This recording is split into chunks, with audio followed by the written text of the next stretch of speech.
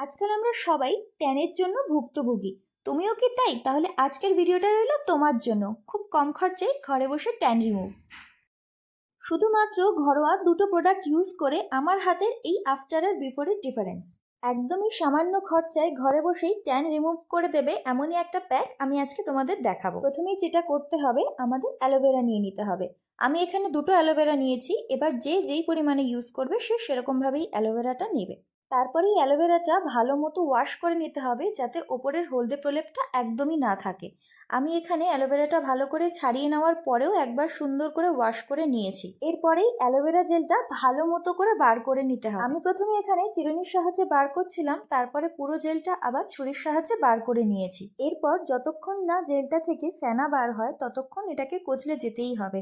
10 থেকে 15 মিনিট তো অবশ্যই। আমি এখানে দুটো অ্যালোভেরার জন্য 3 প্যাকেট কফি ইউজ করেছি। এবার তোমরা যে যেই পরিমাণে অ্যালোভেরা নেবে সেই পরিমাণে কফি ইউজ করবে। তারপরেই অ্যালোভেরার সাথে কফিটাকে ভালো করে মিশিয়ে নিতে হবে প্রায় 4 থেকে 5 মিনিট মতন, যাতে করে ওপরের ফেনা ভাবটা ওঠে। প্যাকটা প্রথমে আমি এক হাতে ইউজ করেছি, আর প্যাকটা ইউজ করার আগে আমার হাতের অবস্থা ছিল ঠিক এই রকম।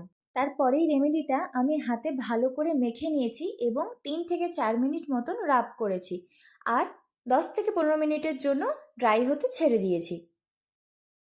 আমার ডান হাত আর বাঁ হাত দেখে বোঝাই যাচ্ছে যে ডিফারেন্সটা কতটা ক্লিয়ার আর এই ঘরোয়া পদ্ধতিটা কতটা কার্যকরী। আবারও ঠিক প্যাকটা আমি আমার দু হাতে ভালো মতো করে লাগিয়ে নিয়েছি এবং 3 থেকে 4 মিনিট রাব করেছি, আর 10 থেকে 15 মিনিট মতো ড্রাই হতে রেখে দিয়েছিলাম। এবার আমি হাতটা ভালো মতো করে রগড়ে ধুয়ে নিচ্ছি, আর হাতটা ধোয়ার পর দেখো ডিফারেন্সটা কতটা ক্লিয়ার। আগের থেকে আমার হাতের ট্যানটা কতটা পরিমাণে কমে গেছে। আজকের এই ঘরোয়া ট্যান রিমুভ করার পদ্ধতিটা তোমাদের কেমন লাগলো অবশ্যই আমাকে কমেন্ট করে জানিও। আর তোমরা যদি এরকম আরও ভিডিও পেতে চাও তাহলে অবশ্যই আমার চ্যানেলটাকে সাবস্ক্রাইব করে দিও।